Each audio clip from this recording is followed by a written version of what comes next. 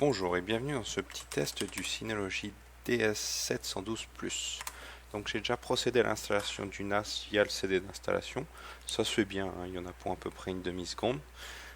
Donc là voilà, donc ça c'est l'interface de connexion. Donc là on a un petit espèce de panneau de contrôle avec les connexions actuelles, le stockage, enfin, etc.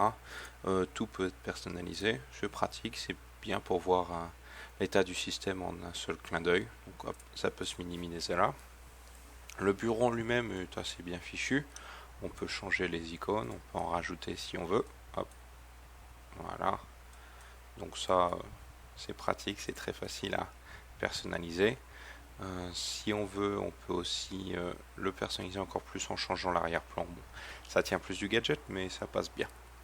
En ce qui concerne la gestion du NAS en lui-même, donc le plus important, ça va être la gestion des disques durs. Donc pour ça, il suffit d'aller dans ce qu'ils appellent Disk Manager.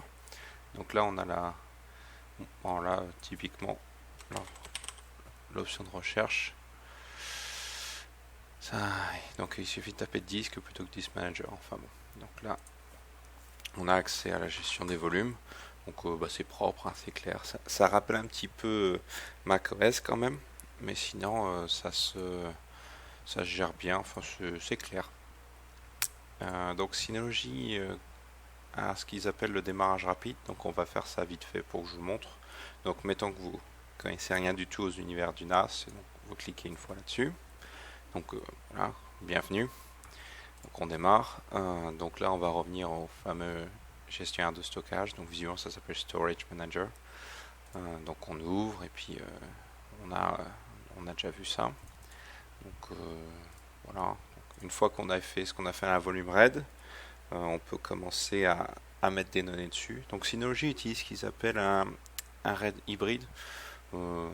J'ai pas réellement vu de différence avec un RAID normal, si ce n'est que ça m'a l'air plus simple à utiliser. Après, je pense que comment dire, ça se voit, les différences se voient au niveau des NAS avec plus d'espace de stockage. Donc l'étape suivante, donc un dossier partagé, donc ça c'est un autre élément encore plus important.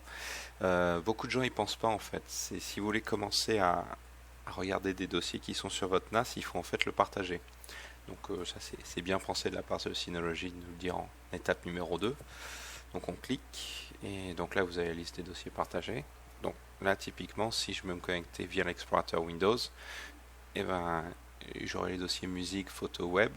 Donc on va en créer un comme ça pour le fun. Hop. Donc là c'est pareil, on a pas mal d'options. Donc les ACL c'est pour les listes de contrôle d'accès. L'indexation c'est pas mal comme ça. Si jamais vous voulez chercher quelque chose dans vos dossiers, ça ira plus vite. Donc dans l'ensemble, les dossiers partagés sont plein d'options, c'est sympathique. On peut aussi les chiffrer. Attention parce que ça peut impacter les performances. Voilà, donc on a fait notre dossier partagé. Donc là encore, vous pouvez configurer les privilèges donc avec le compte admin. Donc rien de bien transcendant, hein, c'est les trucs les plus classiques. Là on va mettre lecture-écriture. Voilà, donc c'est bien, c'est clair, ça fait ce qu'il nous faut. Voilà. Donc, la troisième étape, ça sera accéder à vos fichiers. Donc deux solutions, soit via l'interface du NAS qu'ils appellent File Station. Donc là c'est pareil, c'est clair, hein, effectivement. C'est clair, on peut accéder directement au poste du travail en même temps.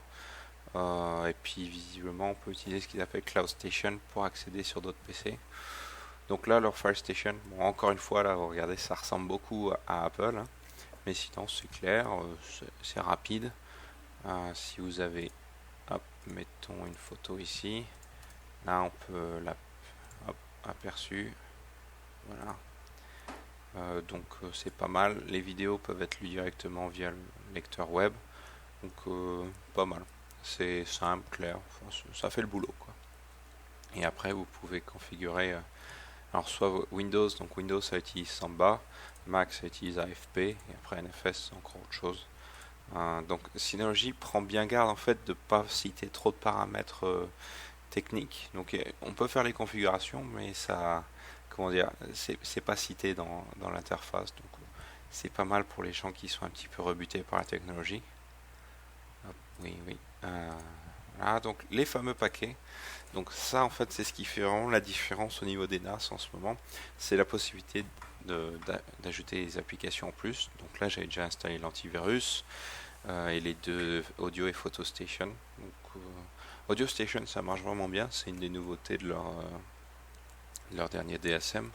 Donc ça marche bien. J'ai installé l'application sur mon téléphone et non, c'est pas mal. PhotoStation, par contre, j'étais un petit peu moins convaincu. Enfin, j'ai pas trouvé ça super esthétique et pas super pratique. Mais bon, après, c'est suivant les goûts.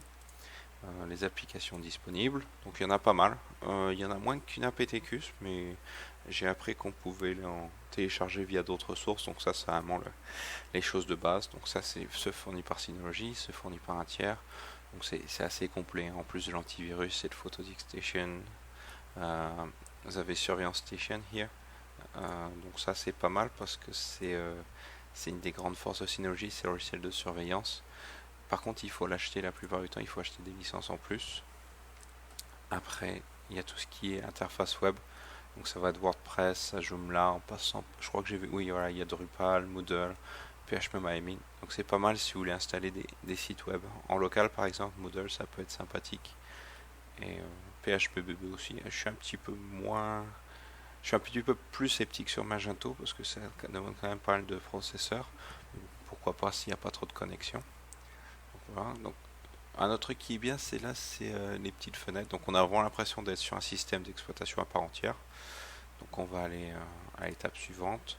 Donc Cloud Station. Alors bah déjà il faut l'ouvrir. Ah, il faut l'installer je suppose. Donc on va l'installer. Donc ça se télécharge vite. Je sais pas si c'est parce que j'habite à Taïwan et que Synology c'est mes voisins, mais ça passe bien. Donc voilà, on va l'activer. Donc bon, ça me semble honnête. Hop. Oula, on va activer. Hop. Donc là, je suppose qu'il faut il faut savoir où les utilisateurs sont sauvegardés. C'est important à savoir parce que si vous voulez changer le nom du volume ou changer de volume après, ça va les écraser. Voilà. Donc on va repartir ici.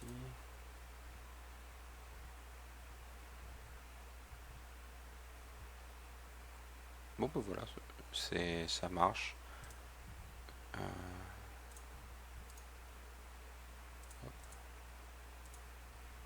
oui. Donc bah, ça on verra ça un peu plus tard dans le test, parce que c'est une fonction qui demande un petit peu de temps et on va pas s'embêter avec ça pour le moment. Voilà, donc ouais, il faudra télécharger l'application sur l'ordinateur, mais on fera ça plus tard. Et enfin le Easy Internet comme ils appellent, donc ça je me suis déjà enregistré. Et donc en fait tout simplement c'est pour se permettre d'accéder au NAS de l'extérieur en utilisant un service de DDNS qu'ils ont, je pense que c'est un de leurs partenaires. Donc c'est pas mal, ça marche pas mal, mais il faut pas oublier de prendre le nom d'utilisateur et de connexion de votre routeur, sinon la première application marchera pas. Mais sinon c'est très sympathique. Donc voilà, donc ça c'était pour le petit tour rapide. Après Synology, il y a les classiques des NAS. J'ai vu qu'il y a un petit centre de sauvegarde vraiment sympathique. Hop, c'est là. Donc voilà, vous pouvez créer des tâches de restauration. Bon, ça j'en parle un peu plus tard. Et donc ce qui est bien, c'est que ça fait partie quand même d'une option principale et surtout une option de base d'un NAS, c'est la sauvegarde réseau. Donc ça marche pas mal et puis ça permet de garder les données un petit peu au chaud. Puis ça fait un bon petit compromis avec le 2 Cloud Computing et aucune sauvegarde. Donc voilà, donc dans l'ensemble, le Synology, le fameux DS712 Plus, c'est un bon petit NAS. Hein. On peut mettre jusqu'à 7 disques en utilisant leur DS510. C'est un outil d'extension. Donc oui, c'est pas mal, ça s'utilise bien. C'est un peu cher pour le prix, mais c'est ce qu'il faut payer pour pouvoir étendre la capacité de stockage rapidement. Donc je pense que pour les entreprises c'est un très bon investissement. Puis pour les utilisateurs qui ont des besoins en stockage assez élevés, par exemple, mettons pour les photos de famille. Voilà, donc pour la suite, je vous invite à lire le test qui est présent sur le site. Merci.